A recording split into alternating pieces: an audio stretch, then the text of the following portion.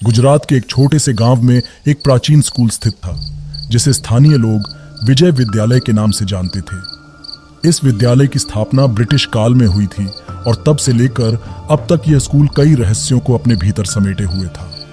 कहा जाता है कि रात के समय इस स्कूल के गलियारों से अजीब अजीब आवाजें आती थीं, जिसे सुनकर लोग कांप उठते थे। कई लोगों का मानना था कि यह स्कूल भूतिया है, लेकिन समय के साथ ये बातें लोक कथाओं में बदल गईं और लोगों ने उन्हें नजरअंदाज करना शुरू कर दिया। यह कहानी शुरू होती है जब विद्यालय के नए प्रधानाध्यापक श्री आकाश मेहता ने विद्यालय का कार्यभार संभाला। आकाश मेहता एक साहसी और दृढ़ निश्चयी व्यक्ति थे, जो किसी भी चुनौती का सामना करने से नहीं डरते थे। उनके परिवार में पत्नी निशा और 2 बच्चे रिया और आरव थे। आकाश ने इस विद्यालय में सुधार लाने और इसे एक आदर्श विद्यालय बनाने का संकल्प लिया। विद्यालय में आते ही आकाश ने विद्यालय की पुरानी फाइलें और रिकॉर्ड्स का अध्ययन करना शुरू किया। उन्हें एक पुरानी डायरी मिली, जिसमें विद्यालय के पुराने प्रधानाध्यापक की दर्दनाक कहानी दर्ज थी। इस डायरी में बहुत ही विचित्र और भयावह घटनाओं का जिक्र था, जो उन्हें सोचने पर मजबूर कर दिया। डायरी में लिखा था कि 20 साल पहले इस विद्यालय में एक भयंकर हादसा हुआ था। एक छात्रा सुमन ने आत्महत्या कर ली थी। कहा जाता है कि उसकी आत्मा आज भी विद्यालय के कमरों में भटकती है। सुमन की आत्महत्या का कारण स्पष्ट नहीं हो सका था और इस घटना के बाद से विद्यालय में अजीब घटनाएं घटित होने लगी थीं।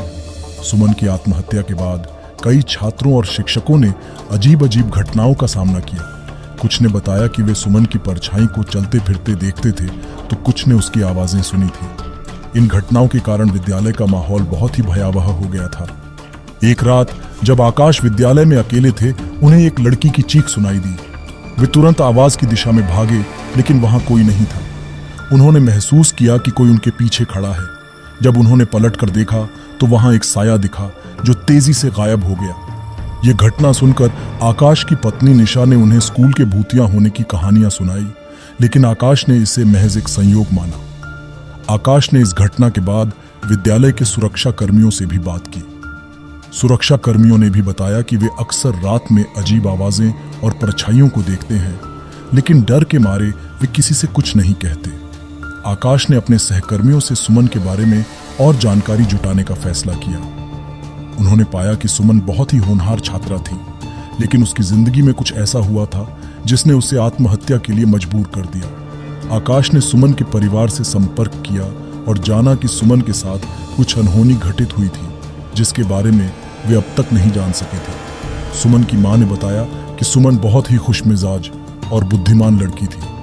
उसने हमेशा अपने माता पिता का मान बढ़ाया था, लेकिन उसकी आत्महत्या ने सभी को स्तब्ध कर दिया। सुमन की मां ने कहा कि सुमन के आखिरी दिनों में वह बहुत ही डरी हुई और उदास रहती थी, लेकिन उसने किसी को भी अपने डर के बारे में कुछ नहीं बताया। एक दिन आकाश ने विद्यालय के पुराने स्टोर रूम में एक छुपा हुआ दरवाजा खोज निकाला। उस दरवाजे के पीछे एक अंधेरा कमरा था, जिसमें कई पुराने खिलौने, किताबें और सुमन की तस्वीरें थीं। उन्होंने सुमन की डायरी भी पाई, जिसमें सुमन ने अपनी जिंदगी की आखिरी कुछ हफ्तों का ब्यौरा लिखा था। डायरी में लिखा था कि सुमन को स्कूल के एक शिक्षक द्वारा परेशान किया जा रहा था और जब उसने विरोध किया तो उसे धमकाया गया। अंत में अपनी इज्जत बचाने के लिए सुमन ने आत्महत्या कर ली थी।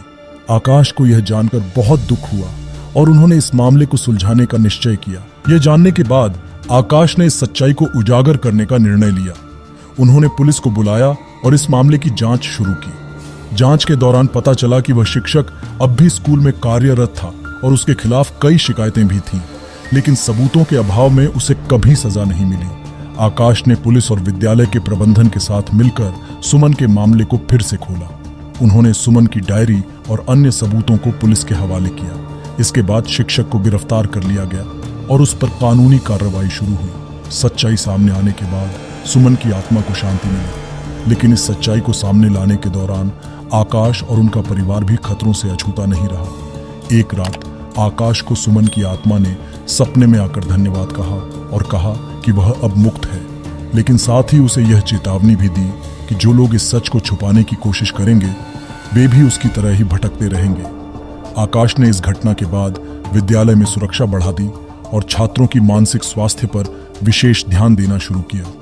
उन्होंने विद्यालय में एक काउंसलर की नियुक्ति की, जो छात्रों की समस्याओं को सुनता और उन्हें मदद करता। विद्यालय में अब सुधार होने लगा और छात्रों का आत्मविश्वास बढ़ने लगा। लेकिन आकाश और उनका परिवार अब भी उन भूतिया घटनाओं को भूल नहीं पाया था। उन्हें अक्सर रात में अजीब अजीब आवाजें सुनाई देती थीं जो उन्हें डराने का काम करती थीं। एक दिन आकाश को विद्यालय के पुस्तकालय में एक और पुरानी किताब मिली। उस किताब में विद्यालय के इतिहास और उसमें घटित रहस्यमयी घटनाओं का वर्णन था। आकाश ने जब उस किताब को पढ़ा तो उन्होंने पाया कि सुमन की आत्मा के अलावा भी इस विद्यालय में कई और आत्माएं थीं जो शांति की खोज में थीं। किताब में लिखा था कि ब्रिटिश काल में इस विद्यालय में कई भारतीय क्रांतिकारियों को बंदी बनाकर रखा गया था, जिन्हें बाद में फांसी दे दी गई थी। उनकी आत्माएं भी इस विद्यालय में भटक रही थीं और उन्हें शांति नहीं मिली थी। आकाश ने इन आत्माओं को शांति दिलाने का निर्णय लिया। उन्होंने विद्यालय में एक धार्मिक अनुष्ठान का आयोजन किया जिसमें सभी आत्माओं की शांति के लिए प्रार्थना की गई। इस अनुष्ठान के बाद विद्यालय में अजीब घटनाएं धीरे धीरे कम होने लगीं और अंततः बंद हो गईं। इस घटना के बाद विद्यालय में सभी अजीब घटनाएं बंद हो गईं और स्कूल एक बार फिर से बच्चों की खिलखिलाहट से गूंज उठा। लेकिन आकाश और उनका परिवार इस घटना को कभी नहीं भूल सके। सुमन की आत्मा ने अपने प्रतिशोध को पूरा कर लिया था, लेकिन यह कहानी एक चेतावनी भी थी कि सच को कभी भी दबाया नहीं जा सकता। विजय विद्यालय अब एक नई शुरुआत की ओर बढ़ रहा था, लेकिन उसकी दीवारों में अभी भी उन घटनाओं की गूंज बाकी थी। यह कहानी हमें यह सिखाती है कि भले ही भूत प्रेत के अस्तित्व पर विश्वास करना कठिन हो, लेकिन कुछ घटनाएं ऐसी होती हैं जो हमारे तर्क और विज्ञान से परे होती हैं। विजय विद्यालय की यह कहानी भी ऐसी ही एक रहस्यमयी घटना थी जो शायद हमेशा के लिए एक पहेली ही बनी रहेगी।